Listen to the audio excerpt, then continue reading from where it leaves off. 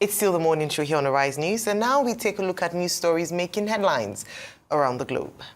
Analysts forecast a stronger naira as Nigeria's external reserves have surged to $41 billion, marking the highest level in 4 years and signaling a promising boost for the country's economic stability and currency strength. According to the latest data released by the Central Bank of Nigeria, Nigeria's foreign exchange reserves stood at $41.046 billion as of August 2025, the highest they have been since 2nd of December 2021.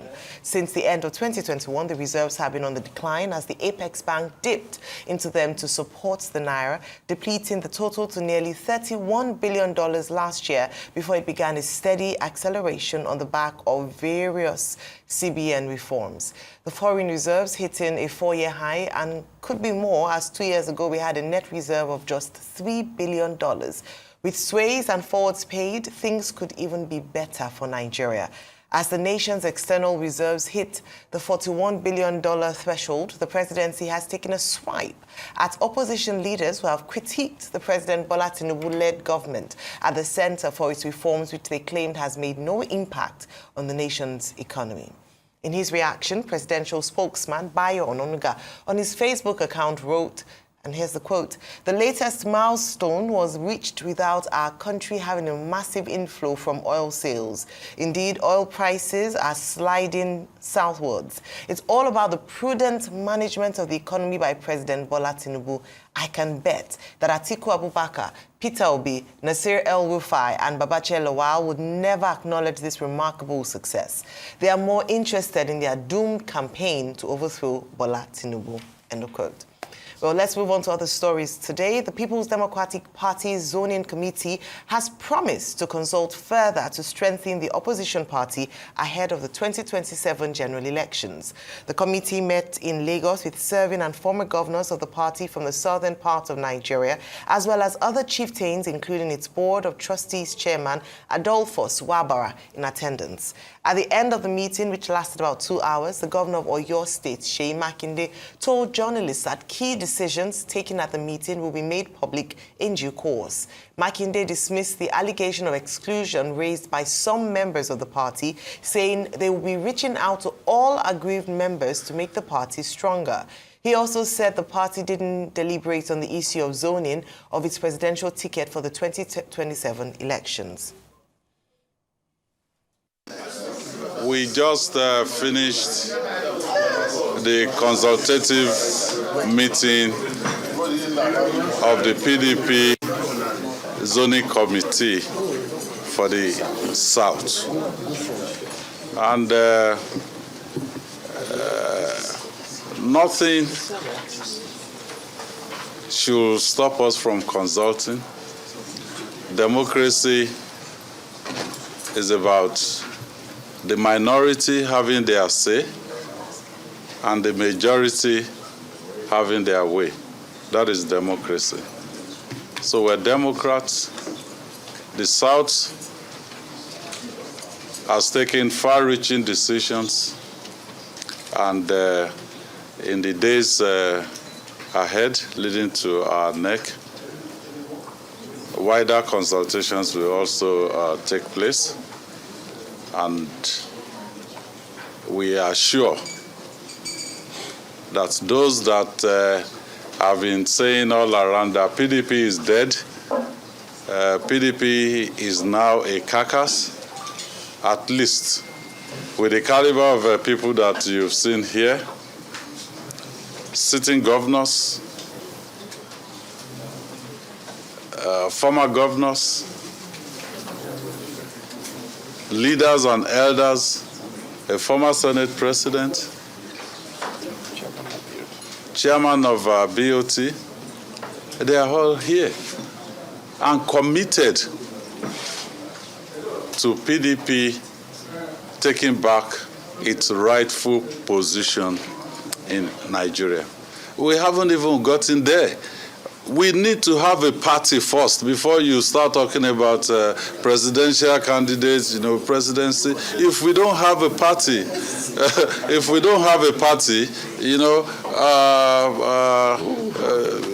anything that you're trying to do will fall flat. No, we will reach out to them. I mean, that is democracy. We will reach out to them. Even I can disagree with people, but there shouldn't be anything personal here. It should be about what are we giving to Nigerians, because they are watching. You know, we want to give a PDP. Last Saturday, that PDP is not dead. In most other places of the 12 states, PDP came second in each of those. It's a some indication to us that if we continue to work hard, if we continue to strive hard, if we continue to bring our people together, we'll get to a point where Nigerians will really start listening to us. Thank you. All right, moving on to our next story. The Chief of Defense Staff, General Christopher Musa, yesterday disclosed that it took the Nigerian security forces 6 years to track down leaders of the Ansaru terrorist group arrested recently. He, however, expressed regret that the insurgents have continued to enjoy significant support from local communities, especially through exploitation. Musa also revealed that the nation spent no less than $100,000 on a single medium-range precision weapon for a drone. The CDS explained that it's been a long time, and his quote, he says, "I believe it started about 5 or 6 years ago when combined security forces began tracking them. You know, they kept moving constantly," end of quote. Expressing regrets that the insurgents continue to enjoy significant support from local communities, he stressed that they often exploited the ignorance of the people, while noting that efforts were ongoing to completely stamp out the Lakurawa's group from the Northwest Theatre of Operations. Musa called for the introduction of security studies into the curriculum of primary schools in Nigeria. Interesting, Rufai. A number of things to get through, but I mean, just that last point, because we were looking at education. We started off this week with digitalizing education in our schools by the Minister of Education, and now saying that perhaps security studies should go into that. But beyond that, other stories this morning, the state of the economy, the PDP meeting yesterday. Your take on these stories? I mean, so where he says that there should be security study, I think there should just be the level of awareness. You know, a lot of these things can be taught in the civics class, but kudos to them on this Ansaru group capture. What we now need to wait for is how the court process will pan out with people like this so that they can be properly dealt with. As regards the news that coming out of the CBN about 41 billion reserves, yes, some good indication, because when you look at where we were before, we're at a place where the net reserve was about 3 billion. It has gone on to 23 billion right about now. So there's a lot of jubilation, but that's a single story. And you see, I always say, let's be careful of the danger of a single story. So what's the full story? The question is, what is making up that reserve? At a time where crude oil prices are not great and we're not getting a lot of governmental revenue, are loans also a portion of that reserve? Because where's the revenue coming from? In fact, even the reforms the CBN is talking about, yes, we're having foreign inflows as regards foreign portfolio investments. What we need for the growth of this economy, I've said 1,001 times, is foreign direct investments. And foreign direct investments are not coming in. Look at the capital importation numbers that came in recently. Pretty very low. You can't keep running an economy on hot money. So we should introspect and look at it. Also, the other side of the story they are not telling is the fact that last year in the first quarter, we did over 1 billion to defend the Naira. We have spent over 4 billion USD now in defending the Naira. That shows you that this year there's been a lot of pressures on the Naira. I heard some people lie the other day and said, oh, once we sorted out the Binance issue, no, it was not the Binance issue. We spent a lot of money in defending the Naira to hold it at a position. And it shows that you're not getting a lot of FDIs, you're not getting a lot of buffers. So the policy reform that the CBN is doing, they are making it easier for it to be able to get a lot of foreign portfolio investments. A lot of this is coming in. At the same time, we're taking loans at the same time. And we're also having a lot of other things. Yes, they will say prudence in the way they spend money and all of that. Yes, you are seeing some results, but there's some other parts of the story that have not been completely told, and these are the parts I'm telling you today. And it doesn't show that we're out of the woods yet. A lot of problem. We need to raise governmental revenue. Crude oil is not panning out for us at this point in time. What do? We need to get foreign direct investment. How are we going to get that? Capital importation number low. With all the reforms, by this time, we also have been seeing foreign direct investment coming in. We're not seeing a lot of that. Yes, they will also see remittances. Remittances did go up and everything, yes. But sustainably, in the whole hog of things, you can't constantly depend on that remittance money. You need to get foreign direct investment that will kickstart the wheels of the economy. And you are looking at all of this at a time where we are not even effectively servicing our budgets. The health minister the other day said out of his capital budget, he just only got 15% of them. Budget performance is low. You are running 3 cycles concurrently. You are using revenue for now to service some revenue in 2024. So you have multi-various problems. So I don't think this is the time for the presidency to throw a jab at the opposition. When people talk, we want this country to grow. Yeah. The reserves has increased 41 billion. But what about where is our debt level in this country? We've taken a lot of debts. Is the debt we take is not a component of the reserve? So these are the questions. So what should we do now? See how we can get FDIs. We need to make this economy more attractive. I don't think it's only by traveling everywhere that we're going to get FDIs. The question is, what were the likes of Jonathan doing that attracted FDIs back in the days? The economy was more amenable. At this time, we don't have a lot of disposable income for people. So you are saying, yes, the reforms are kicking in. We are getting to a point of stability that we can look forward and everything. But you still have those factors there. You still have those headwinds there. Yes, he made a good point. We are not making a lot of oil revenue. But they also claim that it's a diversified economy. Where are we not making governmental revenue from other diversified points? So, yes, we give kudos to Cardozo for some management, but also it shows there are a lot of headwinds. You see, have high level of inflation. That is also having a knock-on effect on interest rates. They are still very high. So businesses are so struggling at this point in time. So we need to be able to take a holistic view as regards the spirit of things. As regards PDP, for me, I'm sad for the PDP. You know why? Why is it that it is people that helped destroy the PDP that are now trying to be heroes to fix it now? The likes of Seyi Makinde and Wike that went against the grain of their own political party because who they wanted didn't emerge, or they felt cheated, that power didn't come to the South, or the candidate didn't come to the South in the last election, are the ones saying they want to fix it. And now they are at loggerheads. So these are the 2 members of the Jackson 5, like Mr. Boala would like to call them, G5. After this meeting, do you know the Wike faction also came out to say the likes of the Chindas and Coles of this one? They said, what did they do there? They didn't call us into it. And Mr. Wike had said in an interview before now that they said they want to do convention.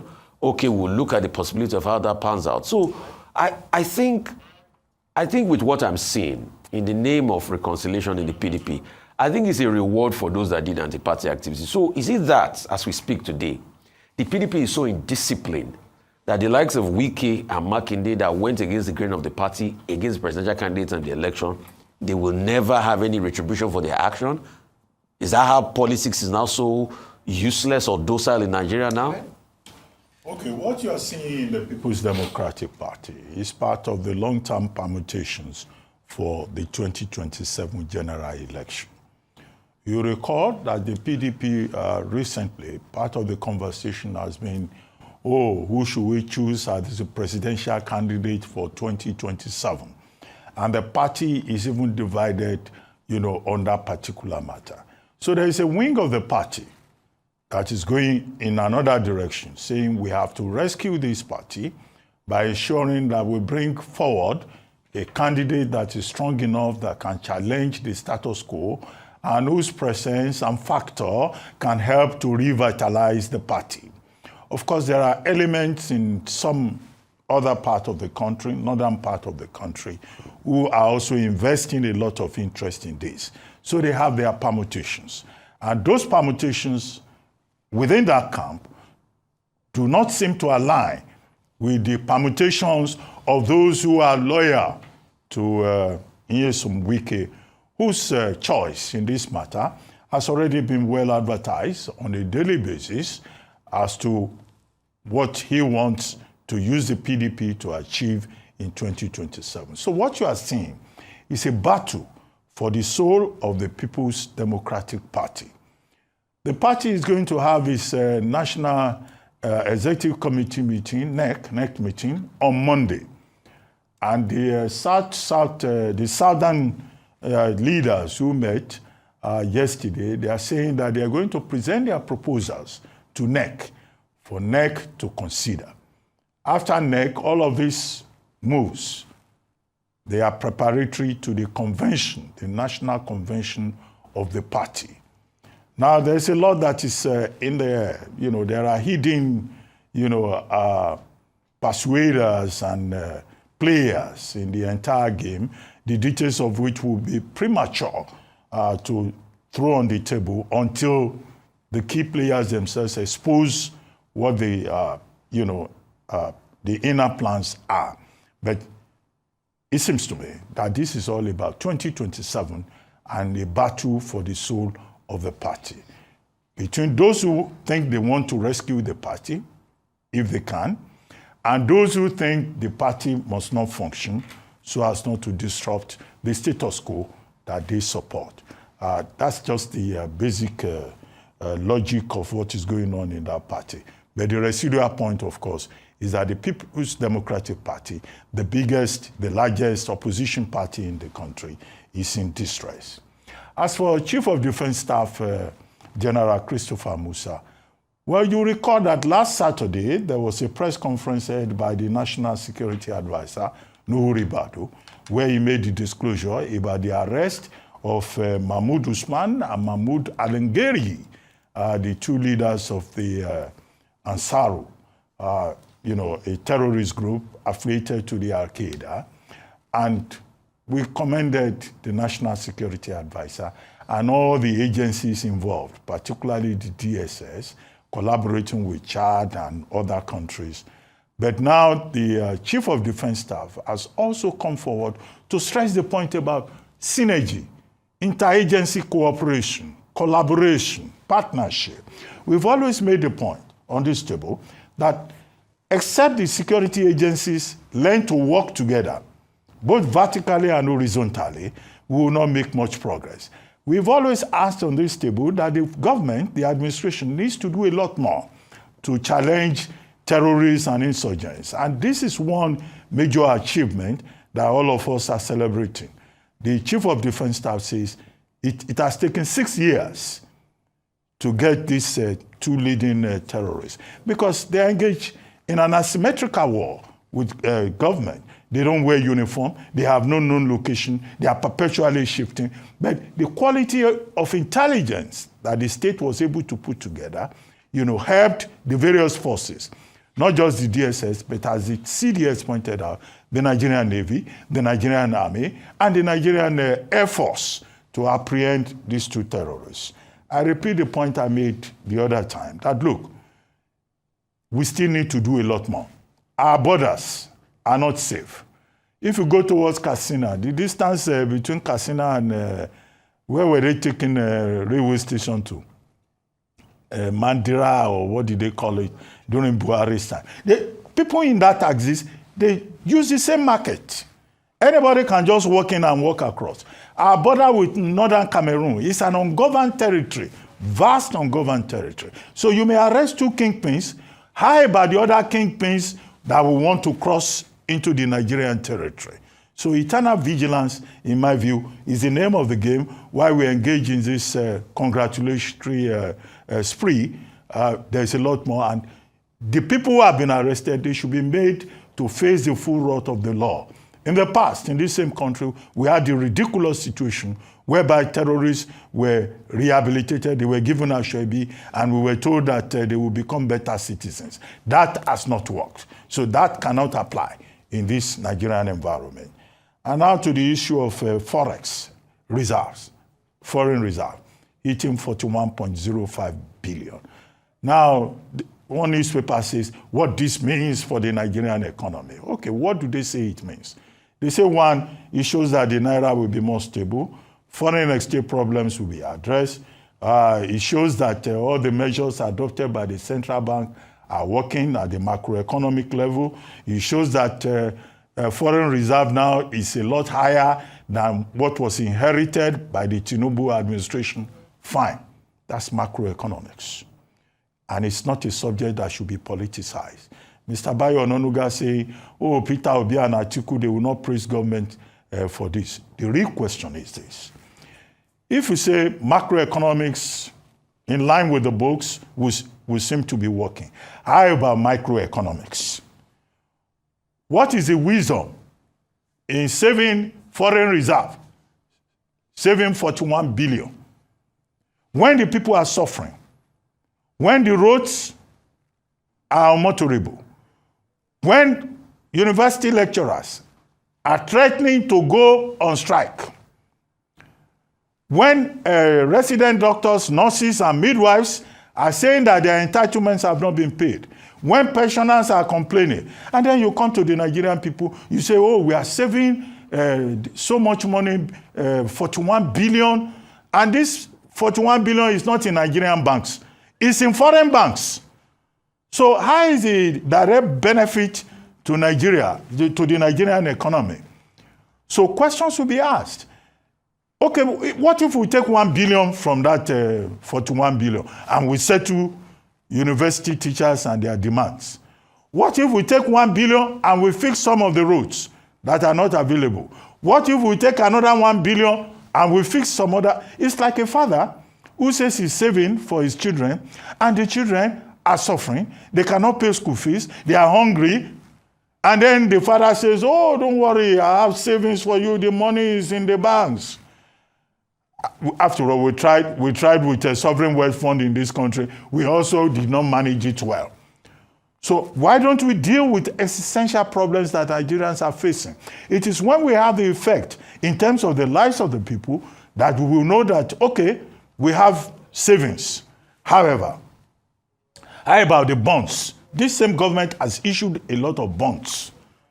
We have incurred a lot of debts.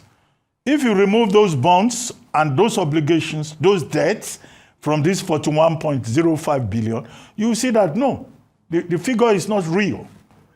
We don't have that much. 2024 budget has not yet been fully funded. 2024. We're still toying with it. 2025 budget is not being fully funded. Most of the MDAs, they don't have enough funds. They are not cash backed. Let us even forget about the ordinary Nigeria. So capital projects are suffering, even at the state levels. So what is the wisdom in saying we are saving 41 billion in foreign reserve just to stabilize the Naira when people are suffering? So I don't get the sense in it. Maybe economists will say macroeconomics is more important than the lives of the people. And that will look to me like a voodoo economics. All right. Well, it's no news that this administration, the Tinubu administration, inherited a very bad economy at every point in time, and very glaring as well. And the people can testify to the fact that the previous administration almost ran the economy to the ground. And so they, in trying to ensure that they are able to stabilize the economy, some very tough decisions, according to this administration, had to be made, and some reforms that have been quite painful. And so what the news this morning is that some of the reforms that Nigerians had complained about or had, very painful effects on the lives of Nigerians is now yielding some much needed results in terms of the state of the stability of the economy. And in true fashion, the DG of the World Trade Organization, Dr. Ngozi Okonjo-Iweala, had actually praised the efforts of this administration, saying that the next step then would now to ensure safety net to cushion the effect on the most vulnerable Nigerians. And that's what I would like to focus on today. So whilst we celebrate Nigeria's external reserves hitting $41 billion, it's important to not forget the more crucial part of things, which is the next step in terms of ensuring that the people who don't, when it comes to numbers, stats, figures, that's not what people are interested in.